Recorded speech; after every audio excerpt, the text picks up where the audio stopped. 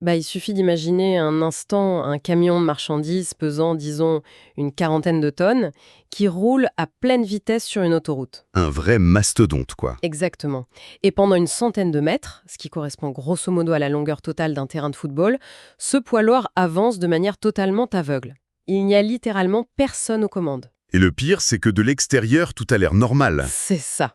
Le conducteur est bien assis sur son siège, ses yeux sont même grands ouverts, il fixe le pare-brise, mais d'un point de vue purement neurologique, son cerveau a cessé de traiter la route. C'est le vide absolu. C'est un phénomène clinique très précis. C'est une image terrifiante quand on prend conscience de l'énergie cinétique impliquée. Et pour le coup, ce n'est pas de la science-fiction, hein, c'est une réalité biologique qui se produit chaque nuit sur les grands axes routiers. Et pourtant, d'habitude, quand on analyse un accident de la route impliquant ce genre de situation, on s'attend à une clarté absolue dans la répartition des fautes. C'est presque binaire. Oui, on cherche le coupable. Voilà. C'est comme observer une radiographie après une mauvaise chute. On regarde l'image, on voit la ligne de fracture et on conclut que le problème réside uniquement dans un mauvais choix personnel. On pointe du doigt le conducteur pour son manque de concentration ou sa négligence ou son excès de vitesse. C'est rassurant en fait. Ah oui, la faute est isolée et attribuée à l'individu derrière le volant. Ce qui est très rassurant pour tout le monde. C'est rassurant parce que cela crée l'illusion du contrôle, tu vois. En isolant le problème au niveau individuel, la société se persuade que, si l'on respecte les règles, on reste à l'abri. Cela permet de classer l'incident dans la catégorie des défaillances personnelles et du coup, sans avoir à remettre en question l'environnement global dans lequel cet individu évoluait. D'accord, décortiquons ça, parce que l'exploration d'aujourd'hui détruit complètement cette grille de lecture simpliste. Je suis vraiment ravie de me plonger là-dedans aujourd'hui. Notre mission, pour ceux qui nous écoutent, c'est de nous plonger exclusivement dans le chapitre 5 du livre Ar Gar Se Ek, écrit par Sayed Abdul Hakim. Un chapitre vraiment dense d'ailleurs. Oh oui, très dense. Ce chapitre spécifique, qui s'intitule Les pressions qui nous poussent, révèle une réalité beaucoup plus complexe et nuancée. On y découvre des pressions systémiques qui sont totalement invisibles de l'extérieur, mais qui forcent les individus à opérer bien au-delà des limites de la sécurité. Ce qui est fascinant ici, c'est que le cadre posé par l'auteur exige de regarder bien en amont de la fraction de seconde où l'impact se produit. La sécurité routière n'est pas une ressource distribuée de manière égale. Non, clairement pas. On a toujours tendance à présumer que chaque usager arrive sur l'asphalte avec une capacité cognitive intacte, avec une liberté de choix totale, mais la thèse de ce chapitre démontre qu'avant même de tourner la clé de contact, certains portent un fardeau écrasant de contraintes économiques, structurelles et physiques. Et l'objectif de notre discussion, c'est justement de comprendre les véritables mécanismes, le fameux pourquoi derrière ces comportements qui semblent à première vue suicidaires ou irrationnels. Et pour commencer, il faut analyser comment la biologie humaine entre en collision frontale avec les exigences implacables de la supply chain, la fameuse chaîne d'approvisionnement. Le nerf de la guerre. Exactement. Le livre donne un exemple clinique de cette friction avec les chauffeurs routiers sur le grand axe logistique qui relie Delhi à Mumbai. Ah oui, l'exemple du trajet Delhi-Mumbai. C'est un cas d'étude parfait sur la primauté de la logistique sur la physiologie. Le système de transport impose une deadline, un délai strict de 72 heures pour effectuer l'aller-retour avec un chargement très lourd. 72 heures, c'est énorme. C'est fou! Et il faut bien comprendre la mécanique de ce délai. Ce n'est pas un simple objectif de performance pour faire joli. Toute heure de retard déclenche une pénalité financière directe. C'est prélevé directement sur le salaire du chauffeur. Il n'y a aucun filet de sécurité, tu vois. Aïe, donc ça touche directement le portefeuille. Voilà.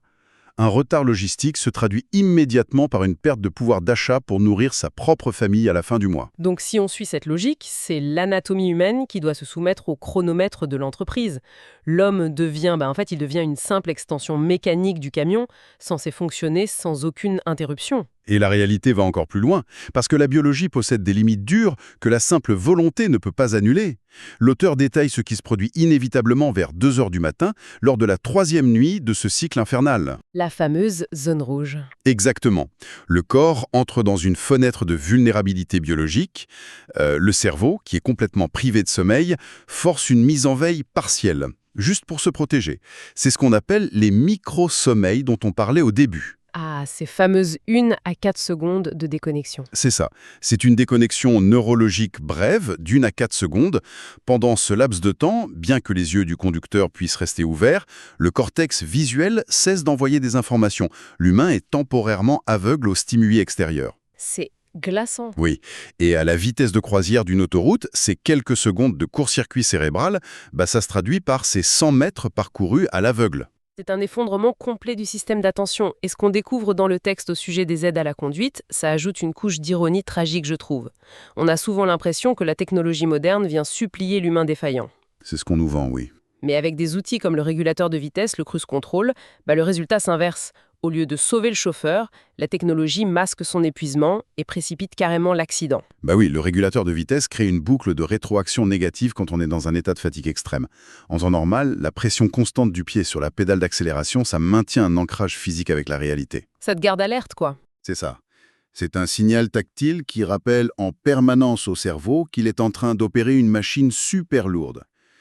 En retirant cette nécessité de micro-ajustement physique, la technologie donne au système nerveux une sorte d'autorisation silencieuse de lâcher prise. Ah, donc le cerveau se dit c'est bon, la machine gère. Exactement. Le cerveau enregistre que l'algorithme gère la propulsion, ce qui accélère l'apparition de l'endormissement. Et lorsque le chauffeur réalise qu'il atteint le point de rupture totale, l'alternative qu'il choisit met en lumière une autre grosse faille du système. Il passe le volant à son assistant. Voilà. Et un assistant qui, selon le livre, n'a aucune formation formelle pour conduire un tel mastodonte. Il a simplement absorbé une vague illusion de compétence en regardant faire le chauffeur principal. Par mimétisme, en gros. Oui, mais pour le système d'exploitation logistique, ce changement humain est totalement invisible. Tant que la cargaison avance et franchit le portique à l'heure prévue, la décomposition physique de l'équipage n'existe pas dans le tableau Excel de l'entreprise. Pas du tout. Le modèle économique ne mesure et ne récompense que le point final de la livraison. Les moyens biologiques qui sont sacrifiés pour atteindre cette ponctualité, ils sont considérés comme une externalité négligeable par ceux qui gèrent la flotte. Ce culte absolu de l'heure d'arrivée, cette primauté du timing sur la sécurité, on la retrouve transposée à une échelle beaucoup plus granulaire, au cœur même de nos centres urbains. Ah oui, les livraisons. Le livre quitte les grandes autoroutes pour analyser l'économie des applications, le fameux business model des livraisons rapides. Prenons l'exemple de ce jeune livreur, dans la vingtaine, naviguant dans un trafic urbain dense, avec son téléphone fixé au centre de son guidon, et qui jongle avec 3 commandes simultanées. L'architecture de ces applications repose sur une contrainte temporelle qui est extrêmement agressive. L'interface indique au livreur qu'il dispose, disons, de 12 minutes pour finaliser une livraison. 12 minutes, en pleine ville. C'est rien. Et le mécanisme disciplinaire de l'algorithme est redoutable. S'il dépasse ce délai, la punition ne se limite pas à une simple réprimande, elle modifie son profil. Un retard entraîne une baisse de sa note de performance. Et une mauvaise note, ça a un impact direct sur son gagne-pain. Absolument. Une note dégradée signifie que l'algorithme lui attribuera moins de commandes lucratives le lendemain, ce qui précipite une chute de ses revenus. C'est vraiment une boucle de pénalité immédiate. En fait, c'est comme être placé sur un tapis roulant de salle de sport où quelqu'un d'autre détient la télécommande. Tu vois l'image ? Ah oui, très bien. La personne avec la télécommande augmente continuellement l'inclinaison et la vitesse. On se retrouve contraint de courir de plus en plus vite, non pas pour avancer, mais simplement pour éviter de tomber à la renverse. L'effort devient une simple question de survie immédiate. C'est une excellente métaphore. Cela dit, il y a une objection très fréquente face à ce scénario. On l'entend souvent. Même avec cette pression algorithmique colossale, au moment précis d'ignorer un feu rouge ou de frôler un piéton sur un passage clouté, la main du livreur reste sur le frein. Le choix physique de s'arrêter lui appartient toujours, n'est-ce pas ? Si on relie ça à une vision plus globale, sur le plan purement biomécanique, oui, le choix lui appartient. Mais il faut analyser comment le contexte altère profondément la prise de décision. C'est-à-dire ? L'application externalise la prise de risque. En gros, l'entreprise technologique capitalise sur la promesse de la vitesse pour le client, tout en transférant l'intégralité du risque physique, légal et moral, sur les épaules de l'individu à vélo et bien sûr sur les autres usagers de la voie publique. Donc le livreur porte tout le poids du risque. Exactement. Sous la menace constante d'une perte de revenus menant à la précarité, le cortex préfrontal, qui gère l'évaluation rationnelle des dangers à long terme, est court-circuité par l'amygdale, qui gère la survie immédiate. Le choix d'ignorer le feu rouge n'est plus perçu par le cerveau comme une infraction, mais vraiment comme une nécessité de survie économique de l'instant. C'est fascinant comme la biologie répond à l'économie. Et il y a une pièce manquante dans ce puzzle de la responsabilité. Un acteur dont la présence est silencieuse mais ultra déterminante. Le client. C'est ça. La personne qui a passé la commande. Celui ou celle qui regarde l'écran de son smartphone, qui suit le petit point GPS qui se déplace sur la carte numérique et qui s'impatiente à chaque minute qui passe. On l'a tous fait, soyons honnêtes. Complètement. Mais cette attention concentrée sur l'écran participe à la pression invisible. Le livreur le sait. Son attention est fracturée entre la route physique devant lui, le chronomètre qui défile et les notifications incessantes de l'application.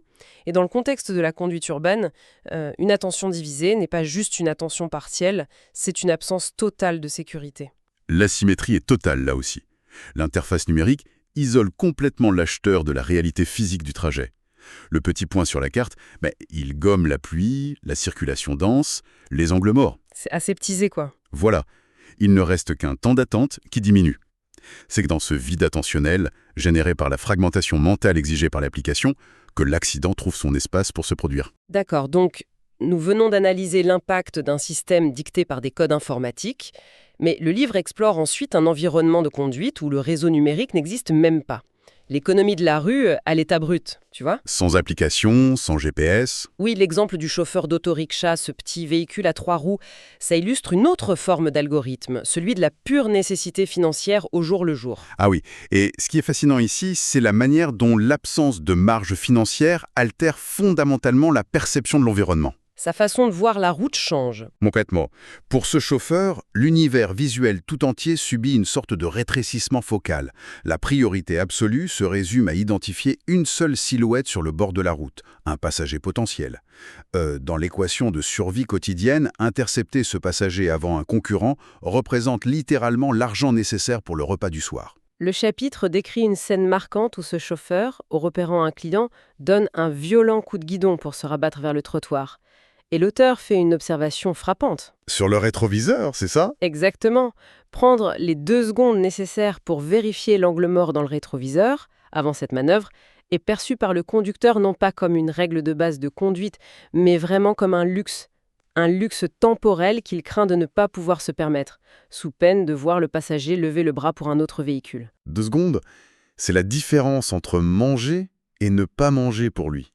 Mais là encore, si on fait une déduction logique, provoquer une collision en coupant la route d'un autre véhicule, ça entraînera des coûts de réparation et d'immobilisation infiniment supérieurs au maigre profit de cette petite course. Prendre ce risque pour quelques pièces semble dénué de tout sens mathématique, tu ne trouves pas ? La logique mathématique ne fonctionne que si les 2 parties partagent la même capacité d'absorption du risque. Le concept mis en avant dans l'analyse de ce chapitre, c'est celui de l'asymétrie structurelle face au dommage. L'asymétrie structurelle, c'est un grand mot, comment on peut le visualiser ? Si l'on imagine un accrochage en ville entre une berline haut de gamme et cet autoricksha, la physique de l'impact, elle est neutre, elle froisse la tôle des 2 côtés de la même manière. Mais les ramifications économiques de cette tôle froissée appartiennent à des dimensions complètement séparées. La capacité de résilience n'est pas la même, en gros. Précisément. Le propriétaire de la berline s'appuie sur une structure d'atténuation. Il a une police d'assurance tout risque, un véhicule de remplacement fourni par son garage et un matelas financier qui fait de l'incident une simple contrariété administrative, quoi. Ça lui gâche sa matinée, mais c'est tout. Voilà, sa trajectoire de vie n'est pas déviée. Mais pour le conducteur du ricksha, le paradigme est tout autre. Un phare brisé ou une carrosserie enfoncée, ce n'est pas un désagrément, c'est une catastrophe économique. Il ne peut plus travailler. Exactement. Les frais de réparation et l'incapacité de travailler pendant plusieurs jours peuvent anéantir 10 jours de revenus vitaux. C'est une précipitation soudaine dans l'incapacité de payer un loyer ou de subvenir aux besoins de base de sa famille. L'individu opère sur un fil d'une telle minceur que l'urgence vitale de sécuriser le revenu immédiat occulte totalement l'évaluation probabiliste d'un accident potentiel. La survie à court terme écrase le risque à long terme. C'est ça. La précarité redessine entièrement la carte mentale du danger. C'est fou de réaliser ça.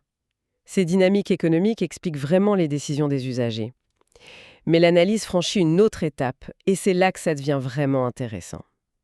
Que se passe-t-il lorsque la défaillance ne provient pas de l'humain soumis à la pression, mais de la surface même sur laquelle il se déplace? Ah, l'infrastructure, le grand sujet. Oui, le texte documente des échecs d'infrastructures publiques qui résultent d'un profond manque de coordination institutionnelle. On y lit des descriptions de chantiers urbains qui défient le bon sens, honnêtement. Par exemple, une avenue fraîchement nivelée et asphaltée, inaugurée officiellement en grande pompe, qui se retrouve éventrée quelques jours plus tard par une autre division de l'administration publique, juste pour y enfouir une canalisation d'eau. C'est classique, malheureusement. Et ces aberrations visuelles sont le symptôme direct d'une bureaucratie fragmentée. Chaque département gouvernemental opère en vase clos avec son propre calendrier budgétaire et ses propres objectifs internes. Ils ne se parlent pas, quoi. Voilà. L'équipe chargée du pavage remplit son contrat, l'équipe responsable du réseau d'eau exécute le sien. Et en l'absence d'une architecture de communication transversale qui synchroniserait ces chantiers, l'espace public devient le théâtre d'interventions contradictoires. Ça laisse derrière elle des routes dégradées et dangereuses pour des mois, voire des années. Et il y a d'autres exemples dans le livre. On trouve l'exemple de ce pont impressionnant, achevé au-dessus d'une rivière, mais qui s'arrête net sans aucune bretelle de raccordement fonctionnel. Un pont qui ne mène nulle part. C'est ça, car le processus d'expropriation des terres en aval n'a jamais été finalisé par le service juridique concerné. Ou encore, écoute ça, la présence surréaliste d'un poteau électrique en béton massif laissé en plein milieu d'une voie de circulation nouvellement élargie. En plein milieu de la route, hein. Au beau milieu de la route, tout simplement parce que le service des travaux publics n'a pas coordonné le déplacement de la ligne avec la régie d'électricité locale. Et l'auteur introduit une réflexion philosophique sur la signalisation routière par rapport à ça. Un panneau indiquant une limitation de vitesse à 100 km/h ne doit pas être lu uniquement comme un ordre régalien, mais comme une promesse institutionnelle faite à l'individu. Le concept de la route comme un pacte de confiance est central dans ce chapitre. Lorsqu'une administration érige un panneau indiquant une vitesse maximale autorisée, elle s'engage tacitement. Elle certifie à celui qui tient le volant que l'ingénierie du tracé, l'adhérence du revêtement et le dégagement visuel ont été calculés et validés pour supporter cette vitesse sans péril. C'est un contrat de sécurité basé sur l'expertise publique, en fait. Exactement. Et donc, l'apparition soudaine d'un nid de poule non signalé, qui est complètement invisible dans l'obscurité, ça constitue une violation unilatérale de ce contrat. Le conducteur qui roule à la vitesse prescrite, respectant sa part du marché, voit son véhicule endommagé. Ou pire, perd le contrôle de manière dramatique. Oui.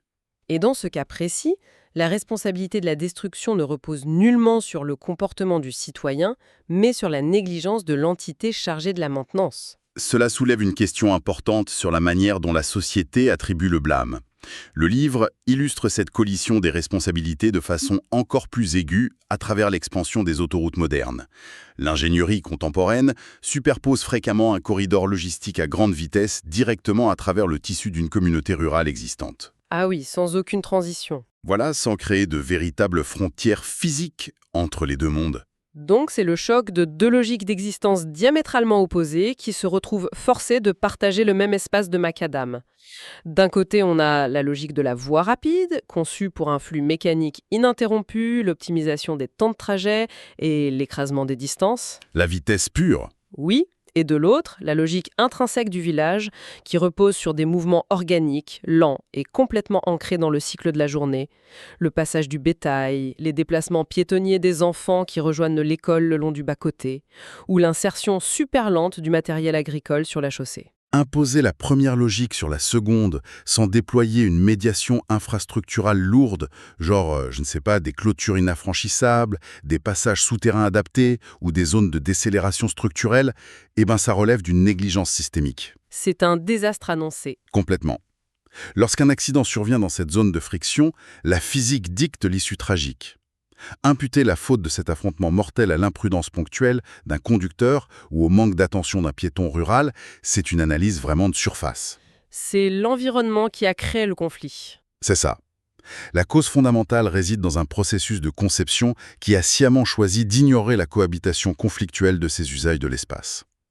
La faute se dilue dans l'anonymat des bureaux d'études, mais le prix du sang, lui, est payé sur le bitume par les populations locales. Et cette accumulation de failles, tu vois, depuis la boucle de pénalité de l'application de livraison jusqu'à l'incapacité des municipalités à coordonner le pavage d'une rue, ça mène le livre vers une redéfinition fondamentale de ce qu'une nation qualifie de progrès. Un vrai changement de paradigme. L'auteur inscrit cette réflexion dans un cadre plus large, en utilisant la rhétorique du développement national comme la vision politique d'un Viksit Bharat 2047, c'est-à-dire le projet de hisser le pays au rang des nations pleinement développées d'ici 2047. Ce concept sert de point d'ancrage pour évaluer la maturité d'une société.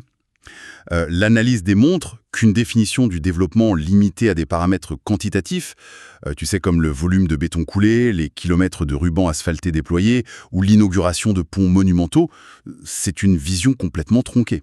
Ce n'est pas que du béton, le progrès. Exactement. L'ingénierie lourde est une condition nécessaire, certes, mais absolument insuffisante. Un État véritablement développé se caractérise par la synergie de son écosystème. Il faut que la surface de roulement, les cadres législatifs de l'emploi, l'urbanisme et l'éclairage public convergent vers une finalité commune et non négociable. Et cette finalité, l'objectif suprême, ça doit être la préservation de l'intégrité humaine. Si la construction d'une rocade ultramoderne permet de compresser un trajet logistique de 40 minutes, mais que la configuration de cette même rocade expose chroniquement la vie des communautés adjacentes au danger en raison d'un simple arbitrage budgétaire, le projet représente un échec civilisationnel. C'est fort comme terme, un échec civilisationnel. Mais c'est le cas.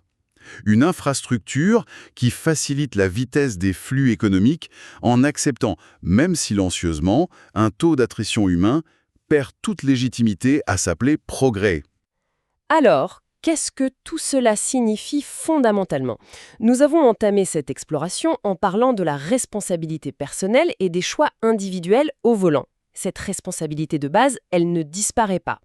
On est d'accord, personne ne force physiquement un individu à consulter ses messages en conduisant. Non, bien sûr, le libre arbitre existe toujours. Néanmoins, l'enseignement central de ce chapitre 5, c'est que l'injonction à la prudence individuelle ne peut fonctionner de manière optimale que si elle s'exerce au sein d'une architecture qui soutient cette prudence.